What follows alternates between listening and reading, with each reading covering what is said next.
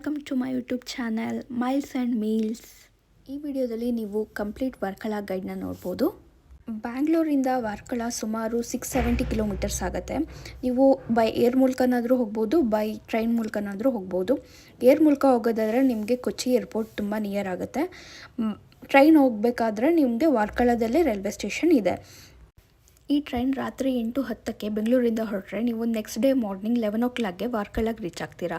ಇದ್ರ ಪ್ರೈಸ್ ಬಂದುಬಿಟ್ಟು 430 rupees per person ಆಗುತ್ತೆ. ಅರೌಂಡ್ 11 o'clockಗೆ ನಾವು ವರ್ಕಳ ರೀಚ್ ಆದ್ವಿ. 12 ಅಷ್ಟರಲ್ಲಿ ನಾವು ರೂಮ್ ಚೆಕ್ ಇನ್ ಆದ್ವಿ. ಇದ್ರ ಬಗ್ಗೆ ಡೀಟೇಲ್ಸ್ ಬೇಕೆಂದರೆ ನಮಗೆ ಕಮೆಂಟ್ಸಲ್ಲಿ ನೀವು ತಿಳಿಸಿ.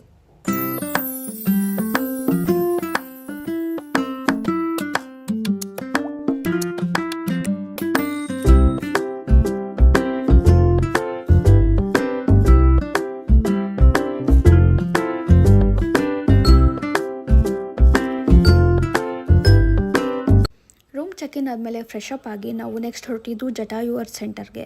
ಇದು ವರ್ಕಳದಿಂದ 30 ಕಿಲೋಮೀಟರ್ಸ್ ದೂರ ಇದೆ. ಇದಕ್ಕೆ ನಾವು ಬೈಕ್ನ ಹೈರ್ ಮಾಡ್ಕೊಂಡು ಹೋಗಬೇಕಾಗತ್ತೆ.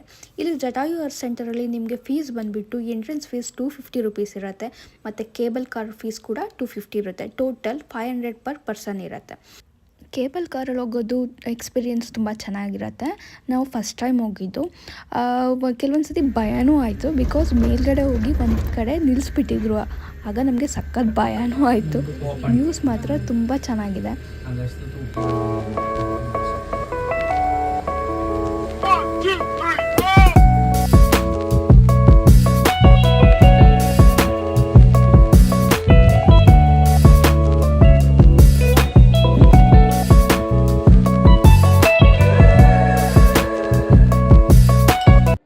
ಜಟಾಯು ಅರ್ತ್ ಸೆಂಟರ್ ಸ್ಪೆಷಾಲಿಟಿ ಏನಂದರೆ ಇದು ಇಂಡಿಯಾದ ಲಾರ್ಜೆಸ್ಟ್ ಬರ್ಡ್ ಸ್ಕಲ್ಪ್ಚರ್.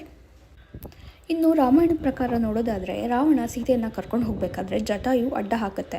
ಆಗ ಜಟಾಯುನ ರೆಕ್ಕೆಯನ್ನು ಕಟ್ ಮಾಡಿದ್ದು ರಾವಣ. ಆಗ ಜಟಾಯು ಬಿದ್ದ ಜಾಗವನ್ನು ಈಗ ಜಟಾಯು ಅರ್ತ್ ಸೆಂಟರ್ ಅಂತ ಕೂಡ ಹೇಳ್ತಾರೆ. ಇಲ್ಲಿ ಸ್ವಲ್ಪ ಹೊತ್ತು ಟೈಮ್ ಸ್ಪೆಂಡ್ ಮಾಡಿದ್ಮೇಲೆ ನಾವು ನೆಕ್ಸ್ಟು ಮತ್ತೆ ವಾರ್ಕಳಗೆ ವಾಪಸ್ ಹೋದ್ವಿ. ಹೋಗ್ಬೇಕಾದ್ರೆ ಸಿಕ್ಕಾಪಟ್ಟೆ ಮಳೆ ಕೂಡ ಇತ್ತು. ಮಳೆಯಲ್ಲಿ ಒದ್ದೆ ಆಗಿದ್ದರಿಂದ ಮತ್ತೆ ರೂಮ್ಗೆ ಹೋಗ್ಬಿಟ್ಟು ಮತ್ತೆ ಫ್ರೆಶ್ ಅಪ್ ಆಗಿ ಬರಬೇಕಾಯ್ತು. ಈ ಜಾಗ ಬಂದುಬಿಟ್ಟು ನಾರ್ತ್ ಕ್ಲಿಫ್ ಅಂತ. ವಾರ್ಕಳದಲ್ಲಿ ಇದು ತುಂಬ ಫೇಮಸ್ ಆಗಿರುವಂತಹ ಜಾಗ. ಇಲ್ಲಿ ನಿಮಗೆ shopping, restaurants, cafes, beach, night life ಪ್ರತಿಯೊಂದು ಇಲ್ಲಿ ಸಿಗುತ್ತೆ ನಿಮಗೆ. ಕ್ಲಿಫ್ ಮೇಲೆ ಓಡಾಡ್ತಾ ಹಸುವಾಗೋಕ್ಕೆ ಸ್ಟಾರ್ಟ್ ಆಯಿತು. ಅದಕ್ಕೆ ನಾವು ಗಾಡ್ ಓನ್ ಕಂಟ್ರಿ ಕಿಚನ್ಗೆ ಬಂದ್ವಿ. ಇಲ್ಲಿ ಆ್ಯಂಬಿಯನ್ಸ್ ಸಖತ್ತಾಗಿ ಇತ್ತು, ಲೈವ್ ಮ್ಯೂಸಿಕ್ ಕೂಡ ಇತ್ತು. ಹಾಗೆ ಇಲ್ಲಿ ಸೀ ಫುಡ್ನ ಡಿಸ್ಪ್ಲೇ ಇಟ್ಟಿದ್ರು. ಅಲ್ಲಿ ನೀವು ಯಾವ್ದು ಬೇಕು ಅಂತ ಚೂಸ್ ಮಾಡಿ ಅವ್ರಿಗೆ ಹೇಳಿದರೆ ಅದರಲ್ಲಿ ನಿಮಗೆ ಡಿಶ್ ಕೂಡ ಮಾಡಿಕೊಡ್ತಾರೆ. ಫುಡ್ ತುಂಬ ಚೆನ್ನಾಗಿತ್ತು ಮತ್ತು ತುಂಬ ರೀಸನಬಲ್ ಆಗಿ ಕೂಡ ಇತ್ತು.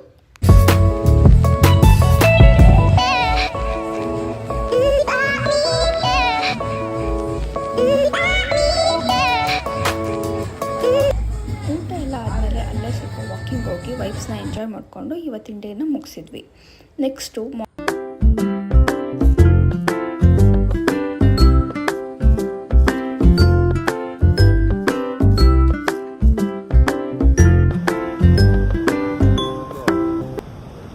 ನೆಕ್ಸ್ಟ್ ಡೇ ಫ್ರೆಶ್ ಅಪ್ ಆಗಿ ಬಂದಿದ್ದೆ ನಾವು ಈ ಬ್ಲ್ಯಾಕ್ ಸ್ಯಾಂಡ್ ಬೀಚ್ಗೆ. ಇಲ್ಲಿ ನೀವು ನೋಡ್ಬೋದು ಸ್ಯಾಂಡ್ ಕಲರು ಬ್ಲ್ಯಾಕ್ ಇದೆ, ಹಾಗಾಗಿ ಇದನ್ನು ಬ್ಲ್ಯಾಕ್ ಸ್ಯಾಂಡ್ ಬೀಚ್ ಅಂತ ಕರೀತಾರೆ. ಇಲ್ಲಿ ಬೀಚ್ಗಳು ಅಕ್ಕಪಕ್ಕನೇ 1-2 ಕಿಲೋಮೀಟರ್ ಡಿಫ್ರೆನ್ಸ್ ಇರುತ್ತೆ. ಈ ಬೀಚ್ ಬಂದುಬಿಟ್ಟು ನೈಟ್ ನೋಡಿದ್ರಲ್ವ ಅದೇ ಬೀಚ್, ನಾರ್ತ್ ಕ್ಲಿಫ್.